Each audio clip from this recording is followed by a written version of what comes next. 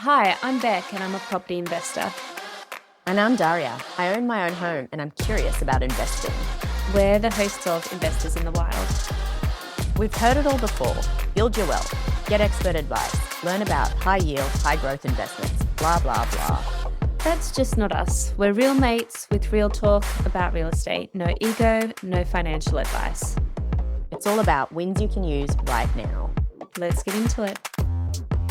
Welcome to another episode of Steve Says, where my dad, Steve, joins us for inspections and shares what he's learned from literally hundreds of inspections. The red flags, the hidden gems, and the practical wisdom you can use when you inspect properties. You'll see lots of videos, live audio, sometimes quite scrappy, so that you feel like you're actually in these properties with us. Now, today's episode has a few very important milestones. Firstly, it's the first haunted house that we've been to, and I'm absolutely convinced this place would have been haunted. And secondly, it's Steve's first 5-star review. Can you believe it? But first, let's look at the haunted house. 15 Northumberland Avenue in Stanmore.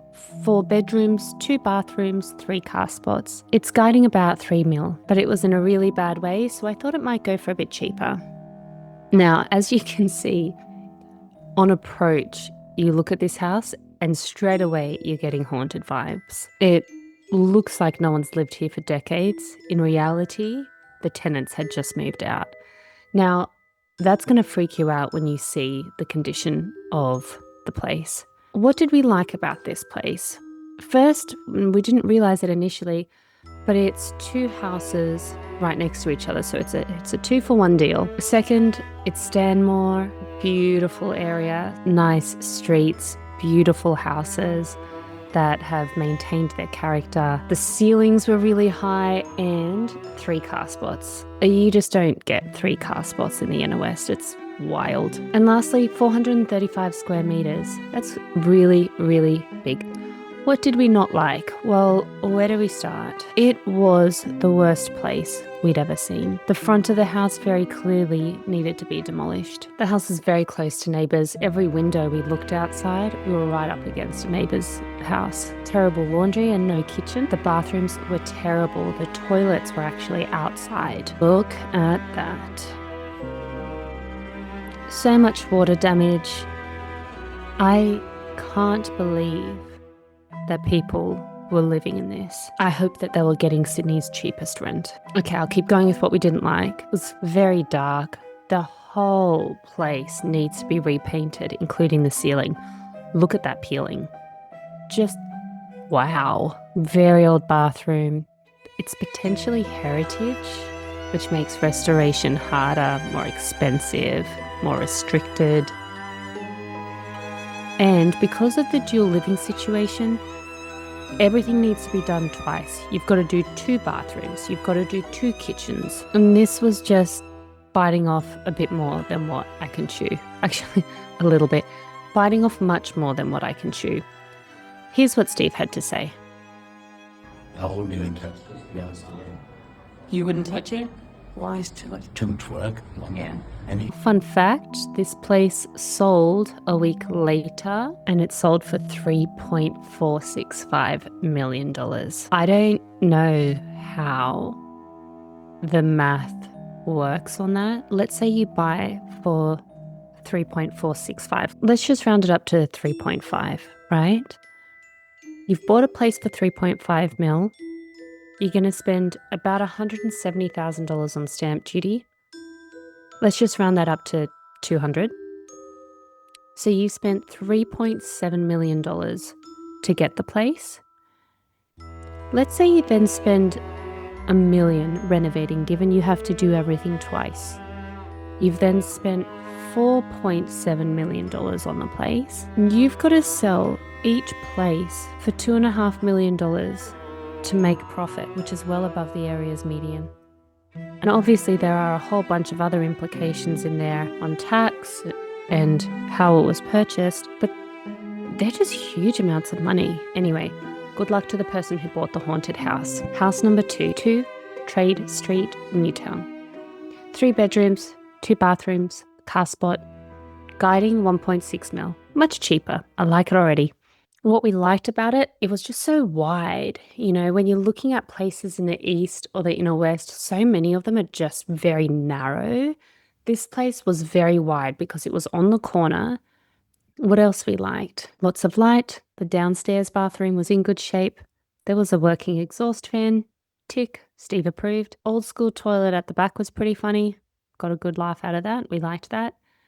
You can get under the house pretty easily. Steve was very, very approving of that. Good sized kitchen, lots of light there too. Opportunity for character with the fireplaces. Great location. And I can't believe I'm saying this for Newtown, it was a quiet street with so much parking. And if you know Newtown, you know that that's basically a gold mine. No one ever says Newtown and lots of parking in the same sentence. It just doesn't happen. The other thing that I liked about it was, and if you've been to a few inspections, you've probably seen, this sort of couple before. Listen, I'm trying to have a conversation with Dad, and you can hear this couple literally yelling to each other across the house. Okay, now let's see what's going on upstairs, right? Okay.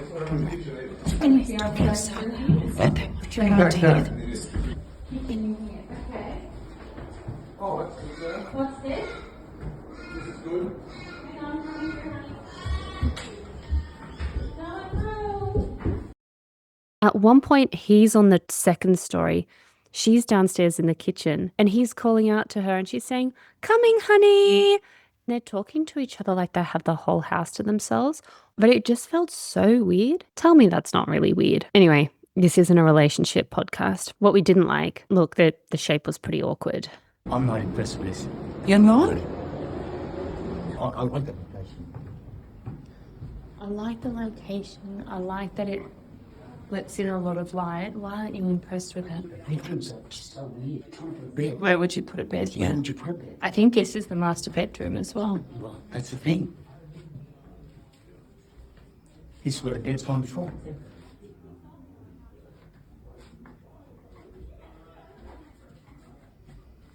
Look, the house is an unusual shape. It is. Very unusual. It's going to make the rooms an unusual shape.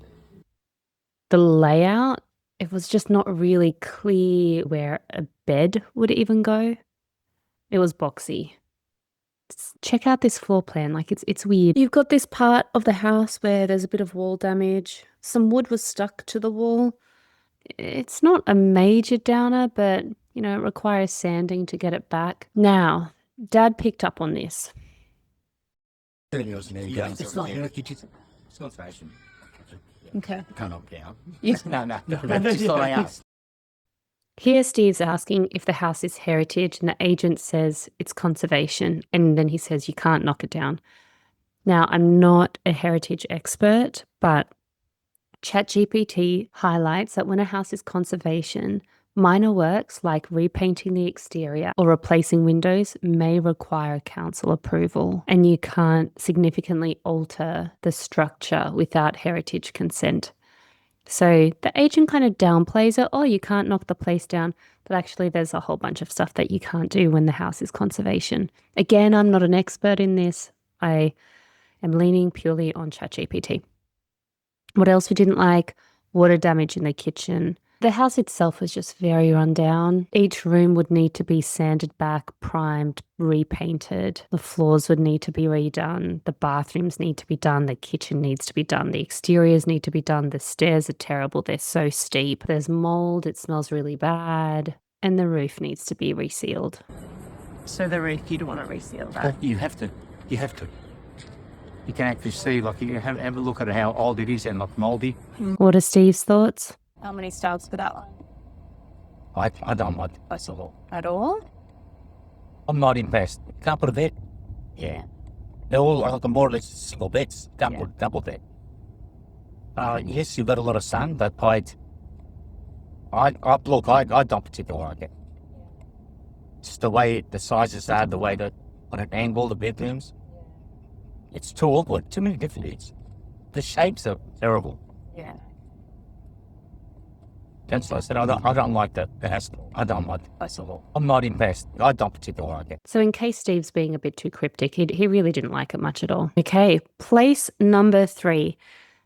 11 Trade Street, Newtown, 4 bedrooms, 1 bathroom, 1 car spot, guiding 2.8. I initially thought I was going to hate this place because check out this color. Like, this is what they're advertising the house with. I was like, my goodness, this is going to be so intense. But it was such a pretty house. Again, great location. It's on that street where all the parking is. Now, whenever anyone goes out in Newtown or Enmore, they're going to be looking up Trade Street because that's the only street in Newtown with parking. But great location, super close to Enmore and Newtown. Big block, 234 square meters in Newtown, massive.